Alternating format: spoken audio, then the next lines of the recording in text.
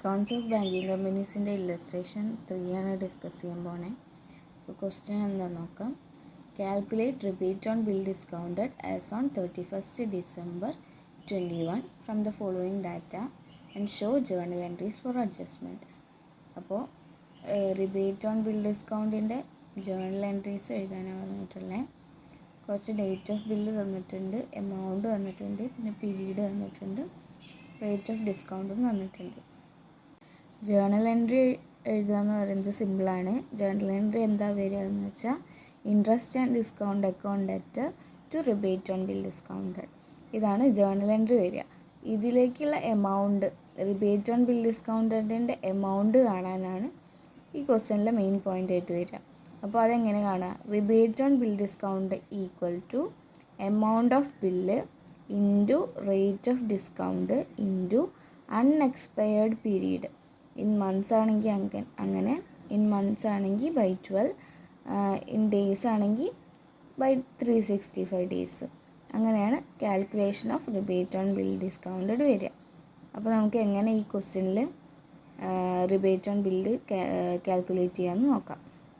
നമുക്ക് കാണേണ്ട കാര്യങ്ങൾ, ഫസ്റ്റ് ഡ്യൂ ഡേറ്റ് കാണണം. അപ്പോൾ ആദ്യത്തെ ബില്ല് ഡേറ്റ് ഓഫ് ബില്ല് എത്രയാണ് പറയണേ? 15th October 21 ആണ്.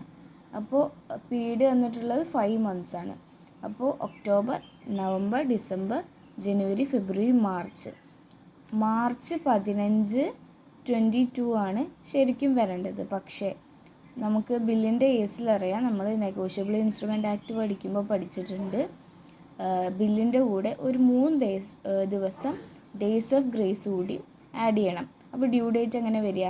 15th March 22 അല്ല, 18th March 22 ആയിരിക്കും.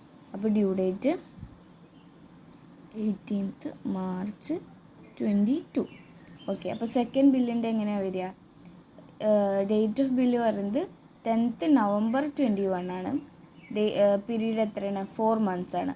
അപ്പോൾ നവംബർ, ഡിസംബർ, ജനുവരി, ഫെബ്രുവരി, മാർച്ച് 10 അല്ല, 13 March 22. 13 March 22. ഓക്കെ, തേർഡ് ബില്ലിൽ എങ്ങനെ വരിക? നവംബർ 25th ആണ്.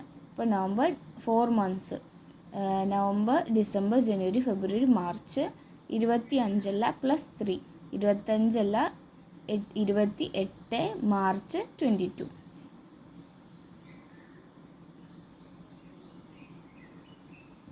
ഓക്കെ, ഫോർത്ത് ബില്ലിൽ എങ്ങനെ വരിക? ഡിസംബർ 20 ആണ്. അപ്പോൾ ഡിസംബർ 3 months, ഡിസംബർ, ജനുവരി, ഫെബ്രുവരി, മാർച്ച് 23 March 2022.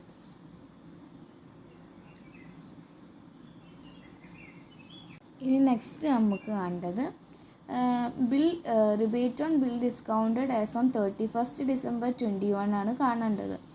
അപ്പോൾ 31st December 21 ശേഷം ഡ്യൂ ഡേറ്റിലേക്ക് ഇനി എത്ര ദിവസം ബാക്കിയുണ്ടെന്ന് നമുക്ക് കാണണം. അപ്പോൾ ഫസ്റ്റ് ബില്ലിൽ 18th March 22 ആണ്. അപ്പോൾ ഡിസംബർ കഴിഞ്ഞിട്ട് എത്ര ദിവസമുണ്ട്? ഡിസംബർ കഴിഞ്ഞ് ജനുവരിയിൽ 31 days ഉണ്ട്, പ്ലസ് പിന്നെയുള്ള ഫെബ്രുവരിയിൽ ഇവിടെ ശ്രദ്ധിക്കേണ്ട കാര്യം ലീപ്പ് ഇയർ 22 ആണ്. 2022 ലീപ്പ് ഇയർ ആണ്. അപ്പോൾ 28 ദിവസമല്ല, 29 ദിവസം നമ്മൾ എടുക്കണം, പ്ലസ് 29, പ്ലസ് മാർച്ചിൽ എത്ര ദിവസമുണ്ട്? 18.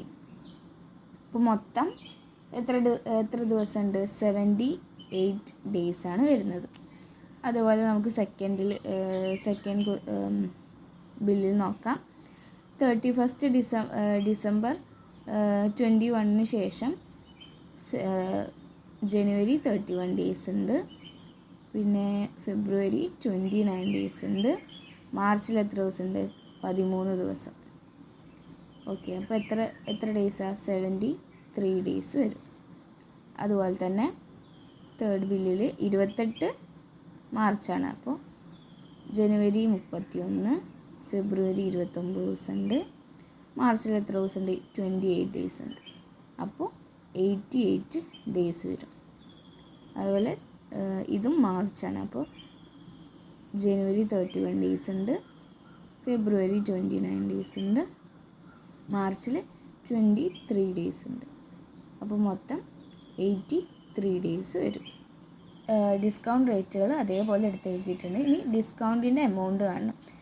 റിബേറ്റ് ഓൺ ബിൽ ഡിസ്കൗണ്ടിൻ്റെ എമൗണ്ട് കാണണം. ഇതാണ് ഈ ക്വസ്റ്റ്യനിൽ മെയിനായിട്ട് കാണേണ്ടത്. അപ്പോൾ എങ്ങനെ കാണാം?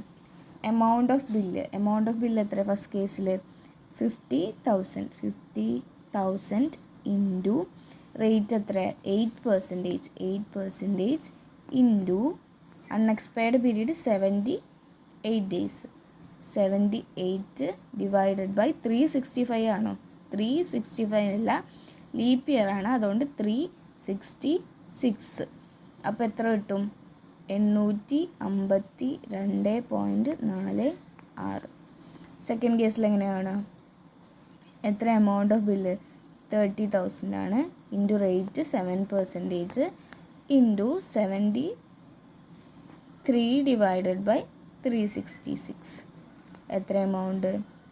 418.85 കിട്ടും.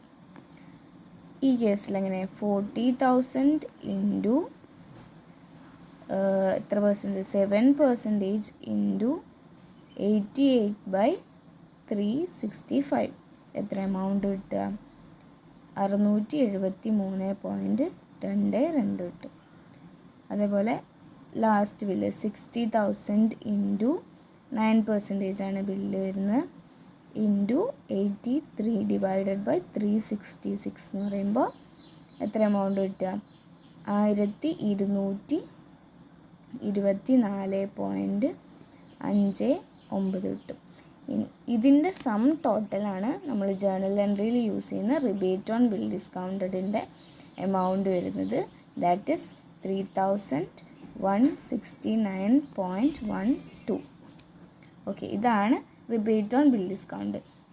ഈ ജേർണൽ എൻട്രിയിൽ ഡെപ്റ്റർ 3,169.12.